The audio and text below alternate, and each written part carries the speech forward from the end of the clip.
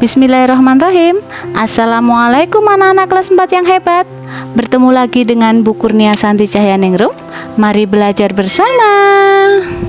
Kali ini kita akan belajar tema 5, pahlawanku, subtema 1, perjuangan para pahlawan. Muatan pelajaran bahasa Indonesia KD 3.7, menggali pengetahuan baru yang terdapat pada teks non-fiksi.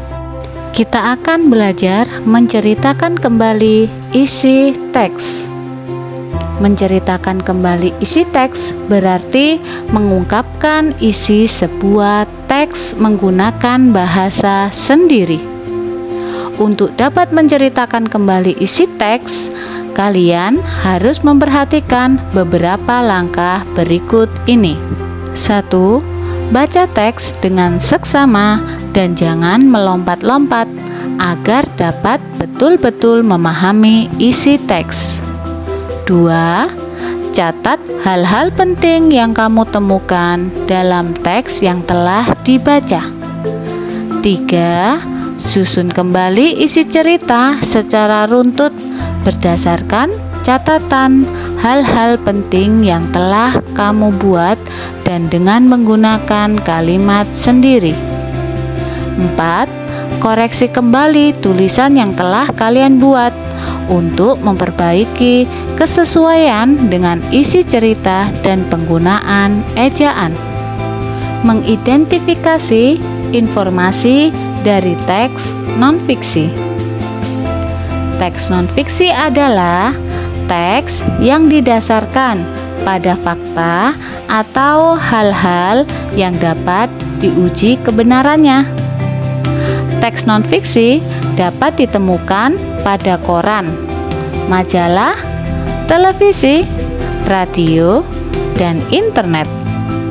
Untuk mengidentifikasi informasi dari sebuah teks non-fiksi, perhatikanlah langkah-langkah berikut ini. 1. Baca teks non-fiksi dengan cermat untuk memahami isi teks.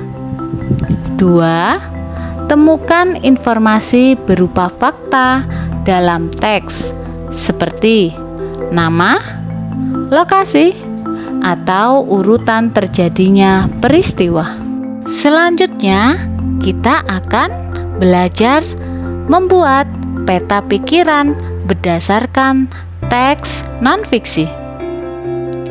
Peta pikiran adalah cara menyajikan informasi yang terhubung dengan tema atau topik dalam bentuk kata kunci, gambar atau simbol, dan warna, sehingga informasi dapat mudah diingat dan dipelajari.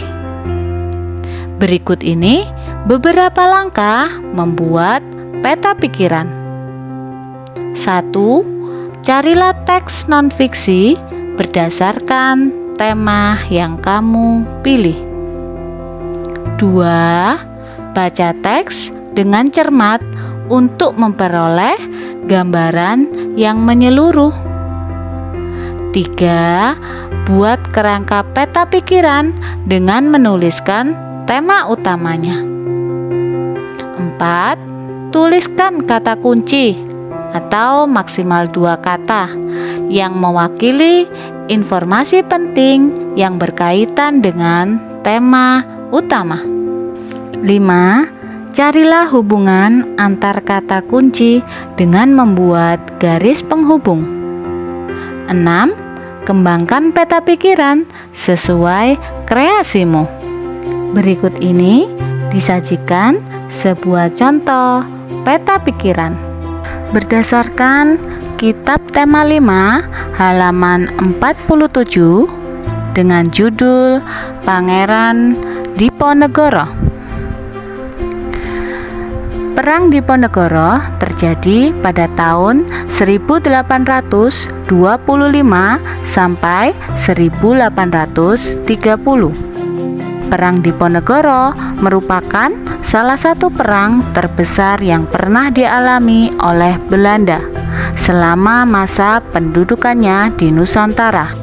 Peperangan ini terjadi secara menyeluruh di wilayah Jawa, sehingga disebut Perang Jawa. Berdasarkan teks tersebut, kita dapat membuat peta pikiran dari Pangeran Diponegoro. Nama tokoh Pangeran Diponegoro. Perilaku yang pantas ditiru adalah berani dan pantang menyerah. Perjuangan yang dilakukan perang melawan penjajah yaitu Belanda. Daerah asal Pangeran Diponegoro adalah Jawa, lebih tepatnya Yogyakarta. Nah, anak-anak, kalian bisa mencoba mencari teks bacaan non-fiksi, kemudian buatlah menjadi peta pikiran. Selamat mencoba. Alhamdulillah, sampai di sini dulu pembelajaran hari ini. Semoga mudah dipahami dan semoga bermanfaat. Sampai bertemu lagi di video-video selanjutnya. And thanks for watching. Wassalamualaikum anak-anak hebat.